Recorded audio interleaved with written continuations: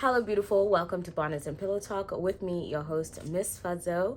Welcome to day 3 of 75 of the 75 Hard Challenge. So I'll start by breaking down basically how my day went, and then we'll do a lesson of the day right at the very end. For starters, my diet is intermittent fasting. I am doing the 16 by 8, which is basically you fast for 16 hours and then you eat all you want for 8 hours. My highlights of the day in terms of my meals were cookies. I finally cracked the code on making cookies. Ooh, ooh, ooh. I realized I've been cooking them in the wrong pan this whole time. Apparently, when you use different pans, you're supposed to adjust the temperature, or else the cookie spreads differently. And also, the color at the bottom is different depending on what tray or whatever that you use. I didn't know that until today because I experimented with different trays and got very different results, even though the temperature was the same and I put them in at the same time and they were on the same level. So it was just like, it taught me a lot. So that was the highlight. I also had really yummy pasta for dinner. Chef's kiss, delish. Our water went really well. I was done with drinking by I think around 9:30. Just before I took my nap. Was pretty chill. I still have a little bit of water. I think about this much left I'm gonna have before I go to bed. I've just realized I enjoy having that bit of water just before bed because I'm tending to be hot in the nighttime and I sweat a lot, so in the morning I'm a bit dehydrated. So just having that bit of water right at the end of the night before I go to bed has been an absolute asset. In terms of my exercise for today, we did a 45-minute walk in the morning, and then we did a HIIT workout, a dance workout. As you know, I'm trying different workouts out, and I'm also trying to figure out what hobbies I enjoy. So one of the things I want to see is what kind of hobbies within the exercise realm I can try, just to keep my body fit and to keep my mind, moving and kind of have energy in different ways. So today we did a dance workout that was concentrating on some cardio and the booty. My legs, they hurt, but it was really good workout. We are reading page 20 to 30 of the 8 Rules of Love by Jay Shetty. I'm really enjoying the book, actually. It's really insightful. I'm surprised I'm enjoying it so much considering I bought it like last year and it took me a whole year to actually read the book. Anywho, child, in terms of our lesson of the day, I actually realized this while I was having my walk today, that I'm literally living the life of my dreams. And sometimes I get so distracted by the future of my dreams that I don't live in the present of where I am. So let me put it this way, right? I wrote it in my book as you are living the life of your dreams. Remember to enjoy the little things. These are the stories that you'll tell your children about later on. Have you ever noticed that when you're talking to older people, a lot of their highlights come from when they were in their early 20s, mid 20s, late 20s, early 30s. And they have these beautiful stories that they talk about, and all these adventures, and all these mistakes that they made, and all these challenges that they overcame. And I think sometimes when we, as the people who are in our 20s and our 19s and our early 30s, sometimes we really take it for granted that we actually are living in the peak, potentially in the peak of like our lives. We don't have a lot of responsibilities right now, at least some of us don't. We are only going to gain responsibilities the older that we get. At least that's what I assume, that with greater age and greater knowledge and greater wisdom comes greater responsibility. So I assume that going forward, the older I get, I'm gonna have more responsibilities, and I completely understand that. But I think sometimes I get so consumed by what I'm gonna be like in the future, preparing for the future, being this ambitious woman who is going to achieve great things in the future, that I forget to just appreciate and acknowledge and celebrate the woman that I am today, and the things that she likes today, and the things she's achieved today, or the things that she just is, just who I am as a person. I forget to celebrate that. Also, I forget to celebrate the city that I live in, because I might not live here forever. I might not have the friends that I have forever, regardless of whether we move different places or friendships end or whatever the case may be, illness, distance, you name it. Like, there's so many things that we really take for granted. And I think, I even think of, guys, we are literally living through history. We have children one day who are going to come to us and talk to us about a life before the internet. Guys, I was born before, like, the internet was popping like that. I was born before Facebook was an app. I was born before the Snapchats and the Instagrams and the PayPals.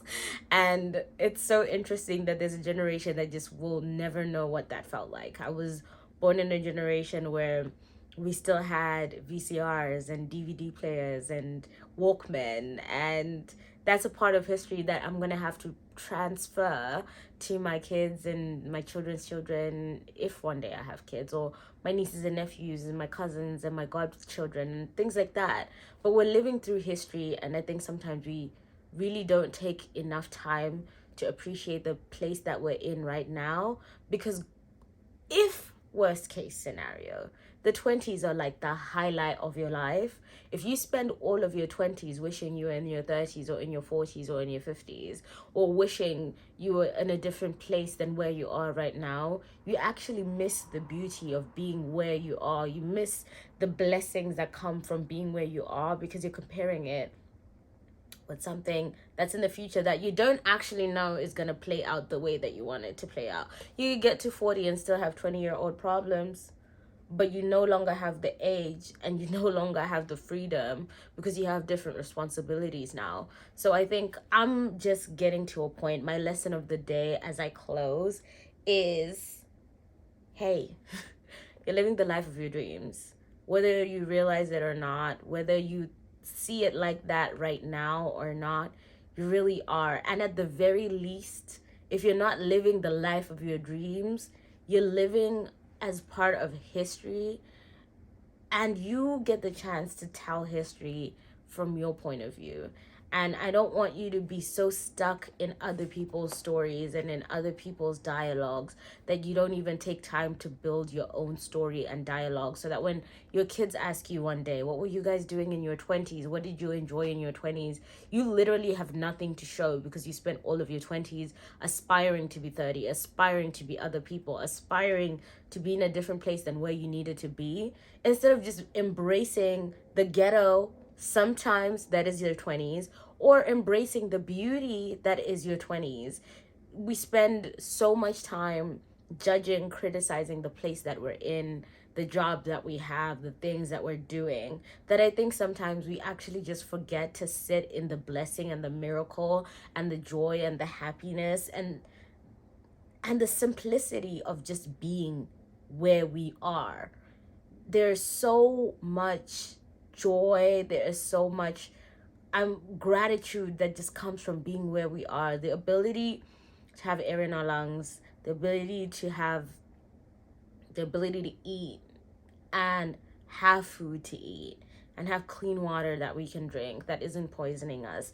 Those are like things that I think we take for granted sometimes, and we get so consumed with all these bigger things that are important in the larger spectrum of things, but actually don't contribute to the story of who you are as a person. So my lesson of the day is, please take some time to just celebrate where you are today, to celebrate the person that you are today, to celebrate the things that you've achieved or not achieved today. Not the future person, the person you are today. Just take a moment to appreciate that and value that, because you might not have that tomorrow. And that's not me wishing you bad. You could go from this level to a higher level, and that's amazing.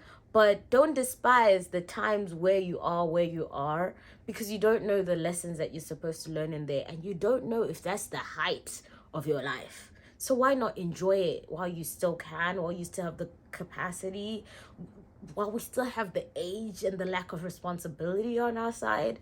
I think for me, I'm just learning in this season to give myself grace and to just be still where I am and love where I am right now. And while I can aspire and dream for bigger, and I absolutely do, I think it's important for me to remember to also appreciate and admire and love where I am today and celebrate the work it took for me to get here too, because that's important too.